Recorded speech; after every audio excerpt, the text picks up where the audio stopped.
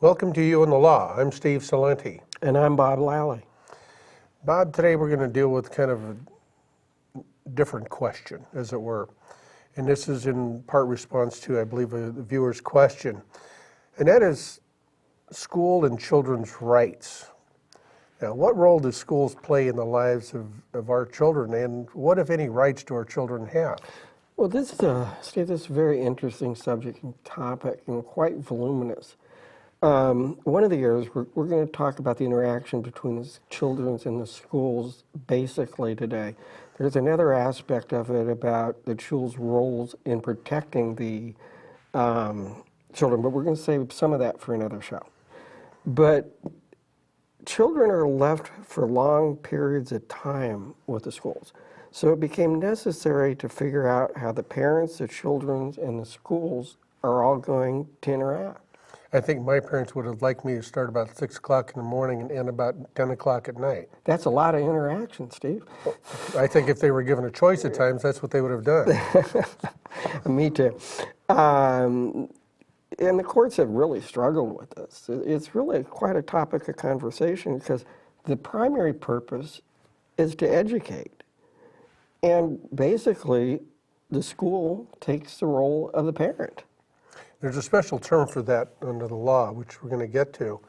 But certainly schools have taken on this role probably from the outset of acting as a parent because they spend so much time with the children. And more so today because we have so many families where both parents are working. True, and in a lot of cases we have the children spending more time in the school environment than we do the home environment. Yeah, given their actual class time, and certainly with younger kids, you've got the after-school programs that in some way or another really are acting almost like babysitters until a parent can get off of work, which is important because people need to work, particularly in today's economy. True. If you've got a job, you've got to keep it, and certainly it costs a lot of money to live on one's own. Yeah, I was going to comment that the school has also, it's undertaken the responsibility of protecting and caring for the children while at school, and the courts have ruled at after-school activities. Well, because they're acting as a role as a parent, they have to set up certain guidelines that what the schools can do and can't do, and this often comes in conflict with some particular parents when they say, what are you doing checking my kid's locker? Who gave you that right? Well, the legislature and the courts have. Right. But it really is left to the schools to enforce those rules of conduct, isn't that correct? That's true. They enforce the rules of conduct and they protect the well-being of the child. That's basically their dual role. But what, if any, role does our California and United States Constitution have when looking at protecting the children or enforcing rules of conduct in school for children? Well, I'll jump to that Latin phrase in local, parenti or... In loco parentis. Yes, parentis. It's basically in Latin for they become the parents. But schools, because they're in that special position of being the caretaker of the children, basically, and which, puts certain responsibilities on the school as well as the children. I know that a lot of schools today seem to, my theory is that they're really afraid of lawsuits and they're going to go overboard on many things. not because it's in the best interest of the child or children as a whole, but they're afraid of lawsuits.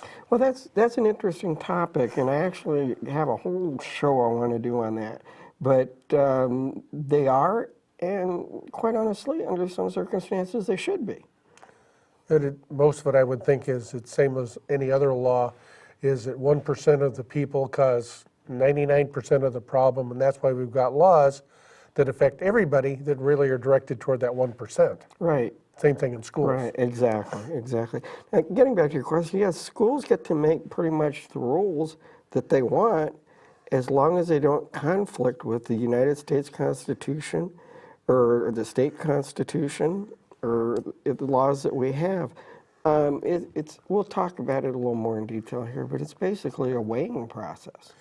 And certainly the rules that one might have for a 4 or 5-year-old, your preschoolers, your kindergarten, first grade, second grade, are going to be a lot different because the activities and what the children will do at those younger ages is a lot different than after they're 14, 15 years old.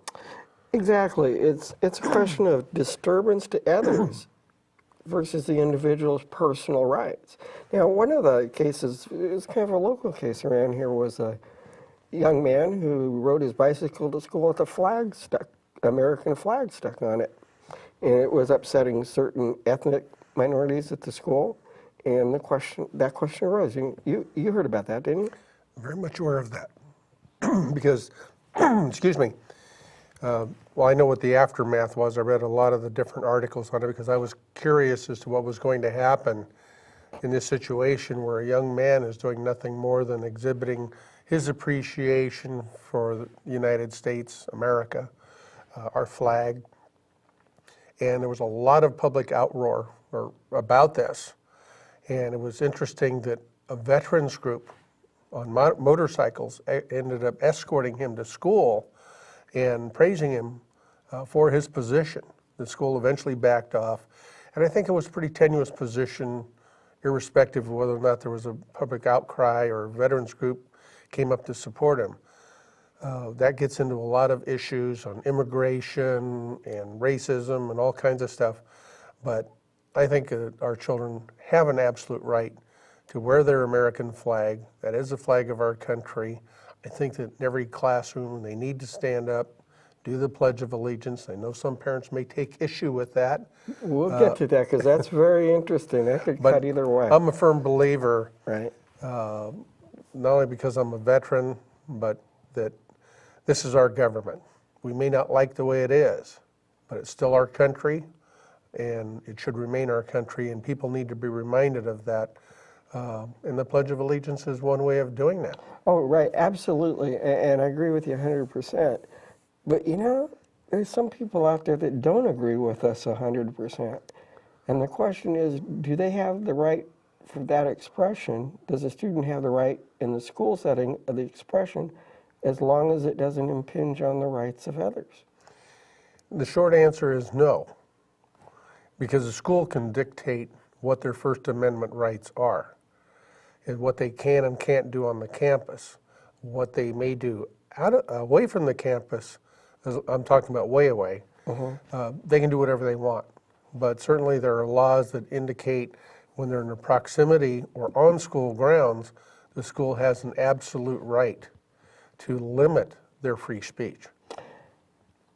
To a degree. It's kind of interesting. First of all, there's a great difference as to whether you're talking about public schools or private schools, because public schools are held to a higher standard of the constitutional standard. The private schools pretty much have carte blanche. If they want to have them wear green shoes and yellow beanies with red propellers, they can do that. In some ways, I can understand that. In a private school, if you don't want to be there, don't. Right. Public schools, on the other hand, you're mandated to go. True. So I don't know that it's particularly a good comparison, but you're correct. Private schools certainly have a lot more latitude than our public schools do. Right, and when we're jumping ahead a little bit, but it's kind of interesting to talk about in the freedom of expression area.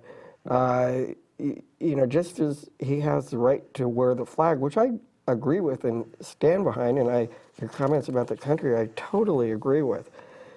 But there's also, on the other hand, the courts have upheld where if they have an expression that they want to carry forth, such as to protest a war, for example, they upheld wearing a black garment as long as it didn't impinge on the other student's rights. Now, if it creates such a disturbance, it could impinge on the others' rights to have a solid education. You may be right. The problem with this particular topic, when you talk about First Amendment rights of children, we can spend hours on that issue, and there you'd almost need a panel of the proponents and opponents, and there will never be a consensus. And some parents will say, you cannot impinge upon my child's right to free speech in any way or fashion. Others say, yes, you can, and they really want your child to shut up or not wear that shirt or not display some item that child feels that they'd like to wear. Right. But that's good. Again, we're getting into just one small aspect. True. We got to remember, we got to focus on that the school is there to educate. That's the primary role of the school. And how does the children's rights, each individual right, come in so it doesn't disturb the primary role of the school? Who makes that decision? Well, generally the school, but sometimes it has been the courts. There are certainly times when I know that the courts have stepped in, that you have an absolute right to wear that particular T-shirt that has a rude, obnoxious, a four-letter word written on it. You can absolutely do that, but you're not going to do that at school. So in one respect, what the court is saying, we're not going to limit your right to speech, but we will limit where you can exercise that. And that's the same reason why you can't go in the legislature, start screaming and hollering to the legislatures. You can do it outside. You can do your public demonstrations outside, but you cannot be disruptive to the overall process. In this case, we're talking about education. What about crude language? Same issue. And to me, that's again, another topic. I'm thinking back on my days in school, you'd have been thrown out using certain words. Mm-hmm. And today the court said, well, yeah, you can do it except in certain places at school. In other words, if you'll walk down the hall talking to your buddy and every other word is a four-letter word, that appears to be okay. And I don't necessarily agree with that. And that becomes back to the family law court, where what are the parent, how are the parents raising their child? But that's not our topic today. No. When we talk about whether it, the comparison, whether it affects the child's right to education or another child's right to education, interferes with, it's kind of interesting because the courts not only said does it affect it, but does it materially affect it in a negative way? What's material? Correct. The problem with, again, the subject of children's rights and schools' right to have different codes, enforce their rules, regulations, whatever they want to call them, on students. This is one of the reasons why the courts go round and round, the legislature goes round and round. It's a very broad subject, and the bottom line is the school has a lot of right to say, you must be in the classroom at this time, otherwise there are consequences. You can't keep drugs and guns and other dangerous items in your lockers. The courts can't control that. And they also have the right to even search We're a going to talk child's about locker. that. Yeah. We're going to talk about But this freedom of expression is limited. You absolutely have the right of freedom of speech, but the courts say that the schools can limit where you can exercise that right. It's kind of gone so far as to how long can a student have his hair as a freedom of expression. Interestingly enough, I did a little bit of reading on that topic, and the Supreme Court has refused to address that issue so far. So I guess as the school tells you to get a haircut, you better get a haircut, huh? And I don't recall exactly, I know that that issue was raised back in the 70s because when the Beatle era, people started wearing their hair longer because of the different group, I say people, talking about kids.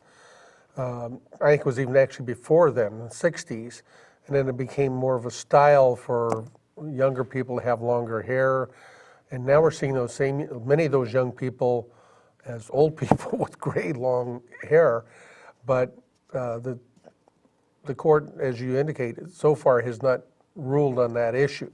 Now, understand you start looking at the military, that's a whole different matter. There are safety reasons, and if it became a safety issue at a school, I can imagine that the court could at that point step in. But many of the kids are going back and saying, this is part of my freedom of free speech. That's why I wear my hair the way that I do, or color it purple.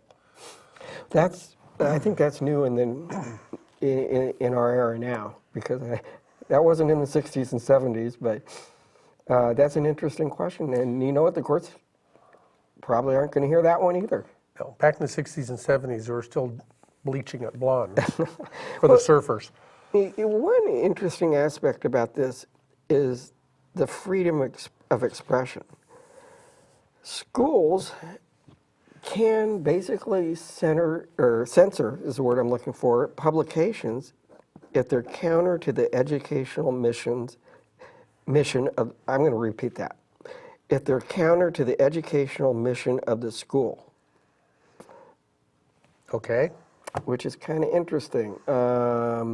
Let's say some student writes a article that is really derogatory to the school or something that happened and causes a lot of stir, and there's no basis to that article.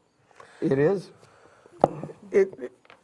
I can imagine, for instance, if an article was written saying some really nasty things about a teacher, that can have certainly an effect on that, not only that individual, but other students, the school's ability to educate to the extent that the principal or whoever's in charge can say, that article is not going to go in the publication. Yes, you're limiting someone's freedom of speech, but again, it goes back to, is it promote the school being able to educate the children? Is it toward that goal? And the short argument would probably be, no, it doesn't.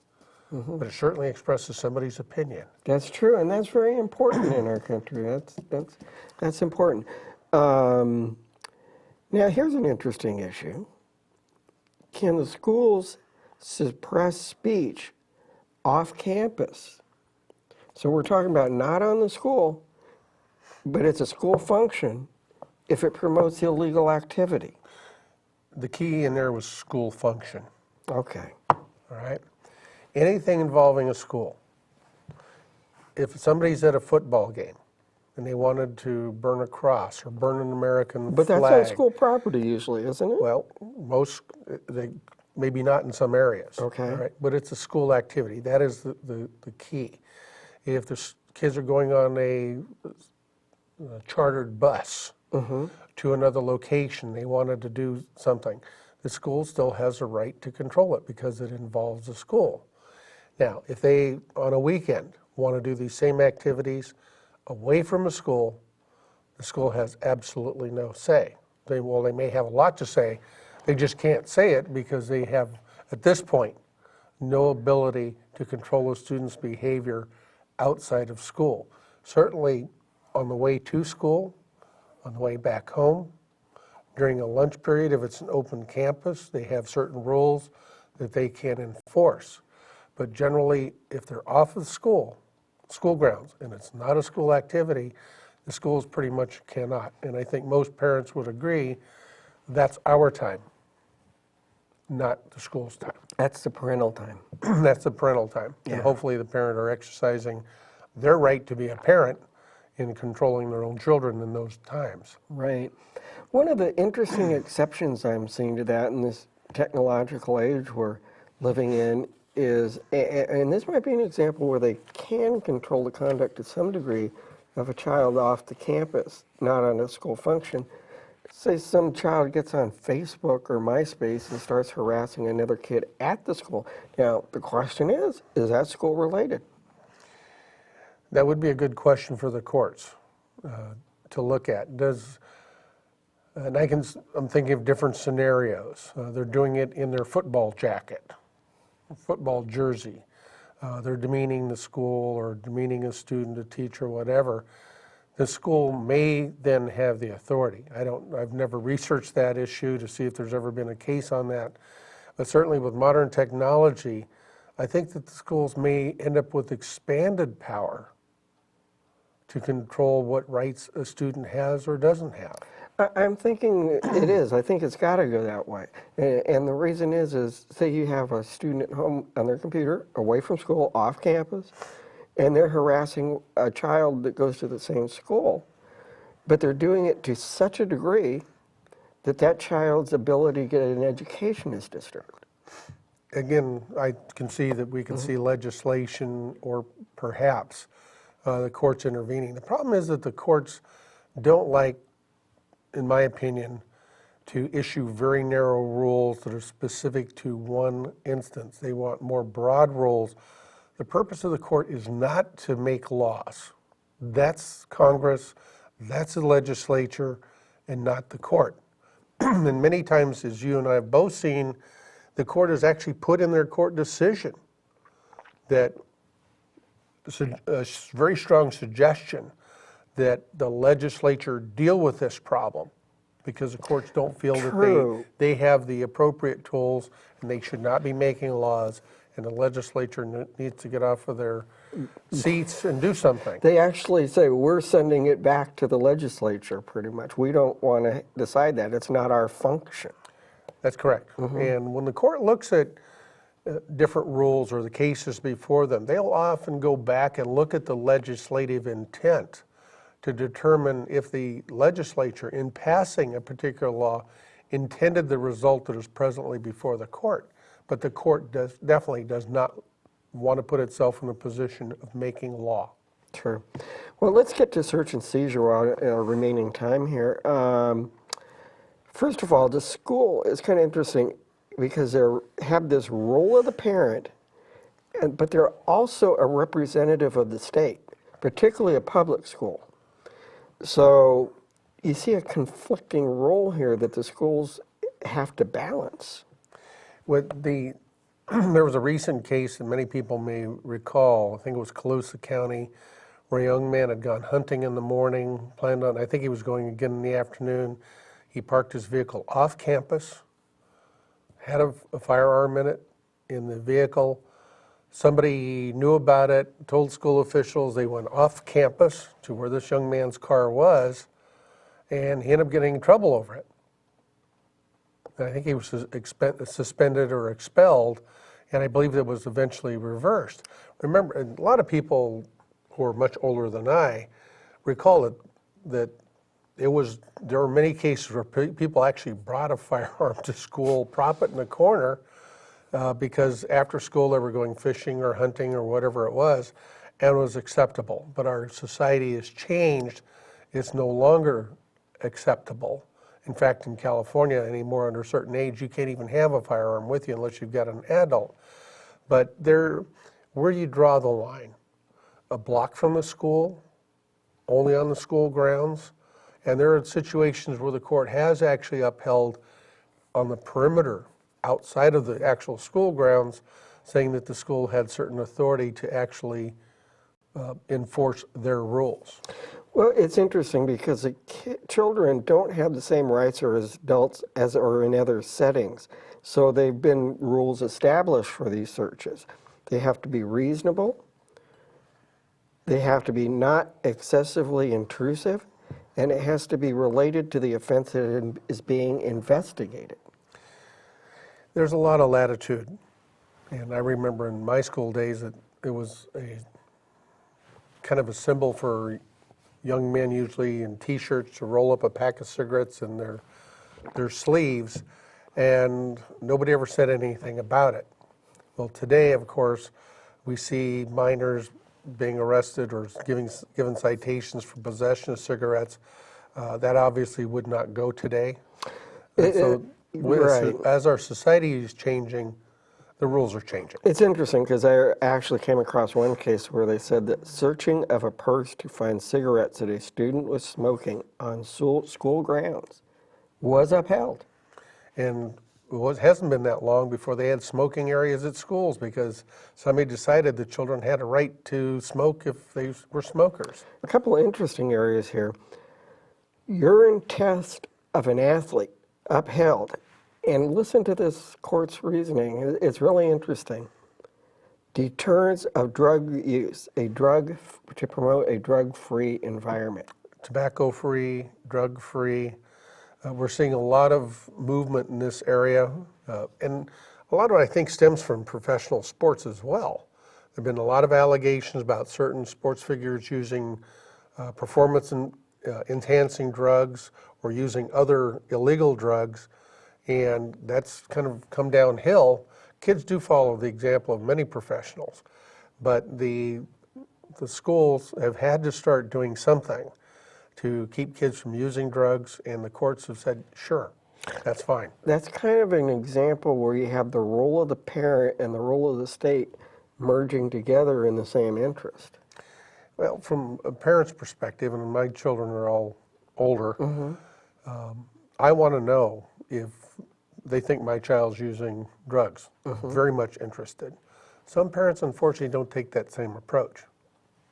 They would say, it's none of the school's business, and you can't search my kid, you can't search their locker, you're not going to search their car that's parked on school grounds. And as I recall, the court in every instance has said, the school can do all of those things. Well, it's kind of interesting. I did not come across any cases, and the literature I looked at said there were no cases of locker search specifically, but using the locker search, it's the property of the school. Correct. I mean, even though you might have your personal belongings in there, it's the property of the school, but I think you have to go back to reasonableness, not excessively intrusive or related to the offense of being investigated. But the question is, do you toss those out because it's the property of the school? Certainly some parents would say that's exactly what's happening, is that all of the child's rights have gone away. The schools are now acting as law enforcement, taking on a law enforcement role and getting away to some extent from their job, which is to educate, and spending more time trying to police children to see if they're violating the laws. And again, even with a panel, you're never going to get a consensus of what a school should or should not do, and that's why the courts get involved. Yeah, it's kind of interesting, and here's something that's not been resolved yet, and that's search of kids off school grounds. And we've chatted a little bit about that.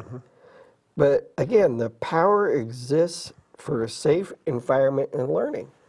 So you have somebody a block away that's, I mean, because of that power for a safe environment, or they can say a drug-free environment, they could pretty much say anything that relates to the promotion to the education.